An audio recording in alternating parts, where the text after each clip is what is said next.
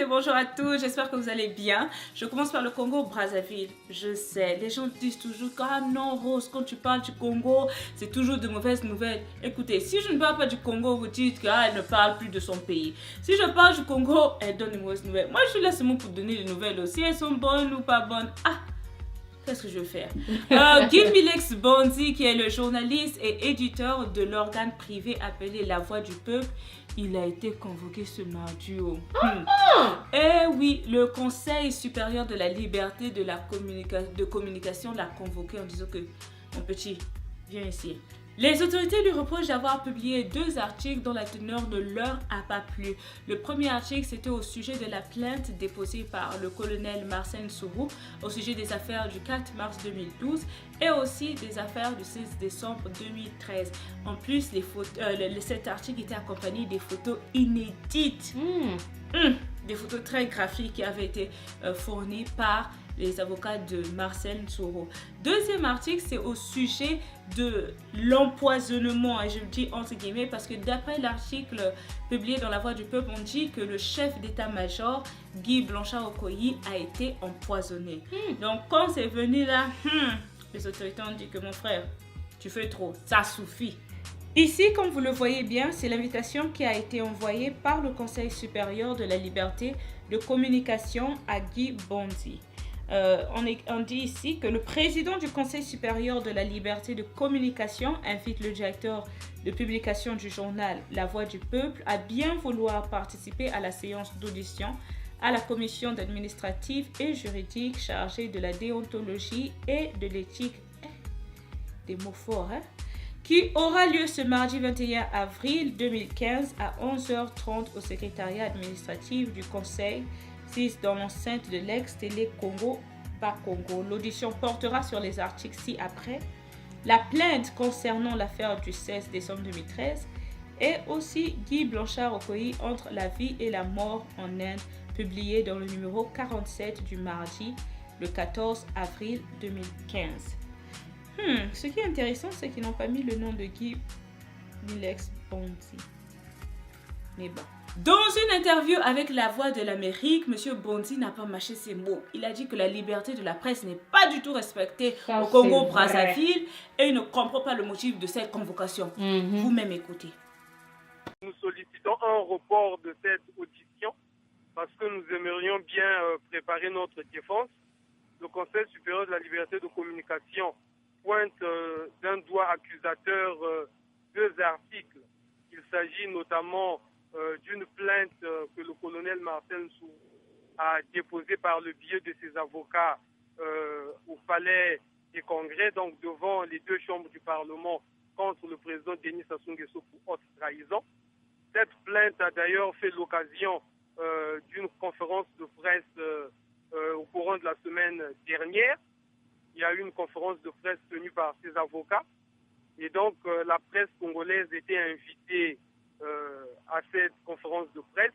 Nous avons reçu l'information là-bas et donc je ne sais pas si on reproche au journal La Voix du Peuple d'avoir publié intégralement cette plainte assortie de quelques photos de morts lors de l'attaque de son domicile. Je ne sais pas, mais il s'agit d'une plainte déposée en bonne et due forme par les avocats devant les 2 chambres du Parlement que nous avons relayé. Nous ne sommes pas d'ailleurs les seuls à avoir relayé cela. Il y a plusieurs journaux qui en ont parlé, mais on ne comprend pas d'où vient que le Conseil supérieur de la liberté de communication nous convoque pour ça. Et je veux vous dire que rien que pour les interviews accordées autrefois au colonel Marcel Sourou, des journaux ont déjà été interdits au Congo-Brazzaville. Je pense qu'aujourd'hui, vous êtes des journalistes comme nous.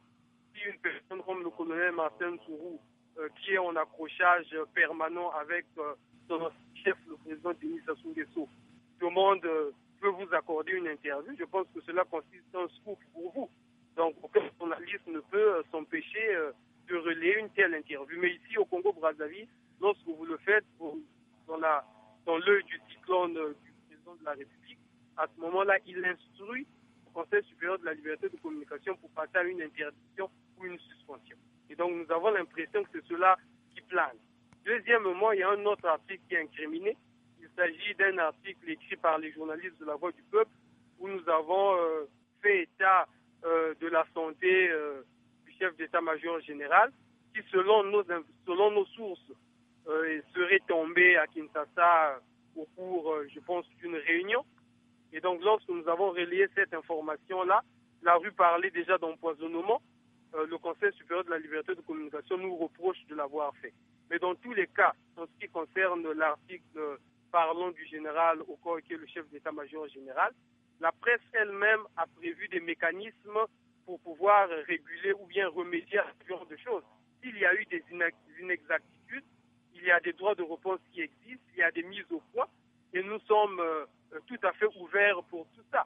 Mais malheureusement, le Conseil supérieur de la liberté de communication n'accorde pas aux citoyens les droits de réponse ou les mises au point.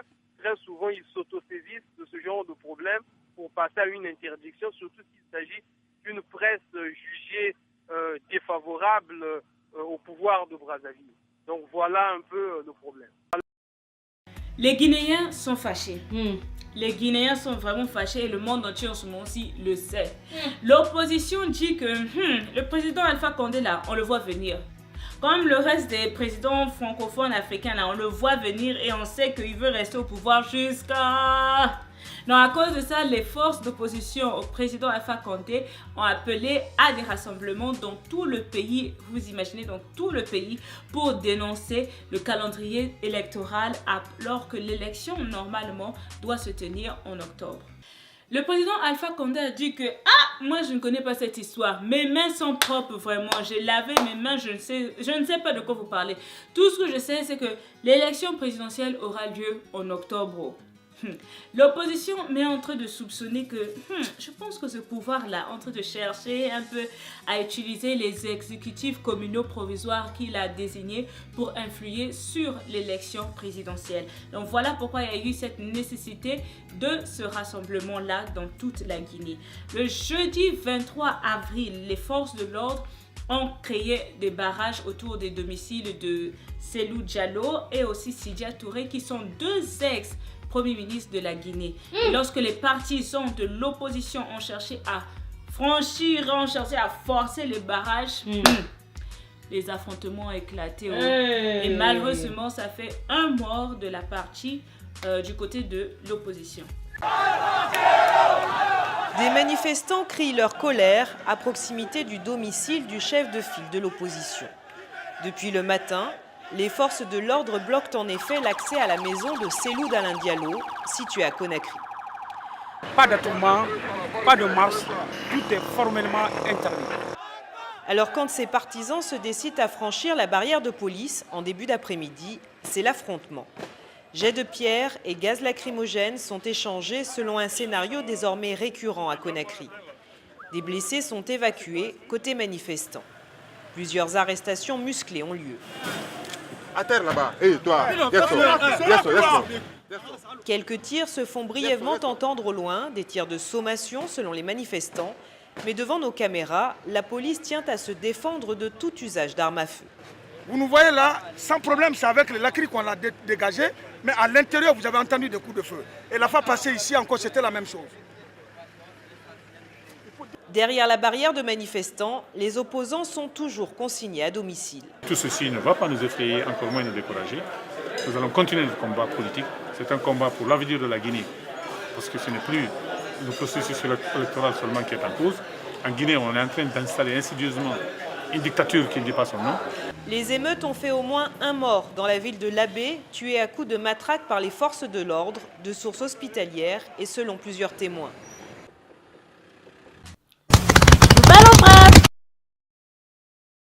Allez Congo, allez Congo, hey allez Congo. Félicitations au professeur Francine Toumi qui a été lauréat du prix Georges Forester de la recherche. La biologiste congolaise Francine Toumi a été récompensée, comme vous le voyez ici, par la fondation allemande Alexander von Humboldt du célèbre prix Georges Forester, dédié aux travaux des chercheurs dans leur pays d'origine. En fait, ce sont les travaux du professeur Toumi sur le paludisme au laboratoire de biologie moléculaire de la faculté des sciences de la santé de l'université Marien Ngouabi et mis en place par la fondation qu'elle dirige qui lui ont valu cette nouvelle reconnaissance internationale. Hey Mambou, polémique dans l'air. Depuis plusieurs jours, une polémique enfle entre le ministère des Sports, la Fédération ivoirienne de football et le Trésor public ivoirien. Vous savez pourquoi? Des joueurs comme Seré Dié ou Eric Bali ont confirmé le non-règlement de leurs primes malgré la mise à disposition des fonds par l'État. Les gens qui ont souffert, qui ont fait la fierté vraiment de la Côte d'Ivoire, vous voulez pas vraiment... vraiment, les gens ne savent pas encourager les joueurs. D'après une source proche du dossier, elle dit ceci, que c'est une tradition à la Fédération ivoirienne de football de traîner dans le règlement des primes. Tous les joueurs ne les ont pas reçus. Par contre, d'autres n'ont pas été réglés en intégralité. Hey! Parfois même, des joueurs subissent des intimidations quand ils réclament leur dû. Ils sont menacés de ne plus revenir en sélection. Mais vraiment, là, je ne comprends plus. Comme tout le monde le sait, en ce moment-ci, l'ancien président, Mohamed Morsi de l'Égypte, a été condamné le mardi 21 avril par un tribunal du Caire à 20 ans de prison incompressible pour incitation au meurtre de manifestants, plus de 20 mois après sa destitution par l'ex-chef de l'armée et actuel président Abdel Fattah al-Sisi. Monsieur Morsi et ses 14 co-accusés étaient soupçonnés d'avoir organisé ou participé à la dispersion violente d'une manifestation d'opposition en décembre 2012, au moment où il était encore au pouvoir. La défense a souligné le manque de preuves et a rappelé que des pro-Morsi aussi avaient été tués dans ces affrontements. Nous vous annonçons le décès de l'ancien international sud-africain John Moshe. L'ancien capitaine des Bafana Bafana est décédé mardi à l'âge de 49 ans en Afrique du Sud, annonce le site de la BBC, précisant que le footballeur souffrait d'un cancer de l'estomac. Le milieu de terrain qui a porté les couleurs sud-africaines 73 fois a remporté la CAN 1996, dont il était l'un des principaux animateurs.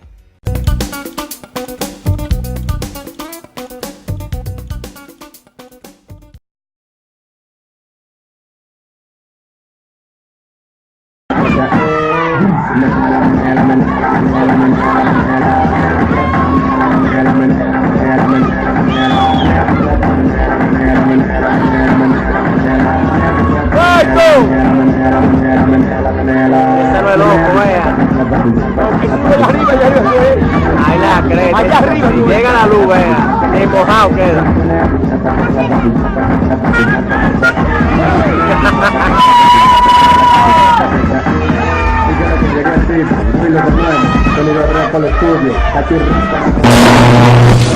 Holy fucking night, baby! I just got that on video, dude. Fucking YouTube. Je suis fatiguée de répéter la même chose chaque semaine. Vous savez comment me joindre. Quoi de neuf @studio.net ou encore sur Facebook. Vous connaissez la routine. Ce que j'ai envie de faire en ce moment-ci, c'est chanter. Je me souviens de tout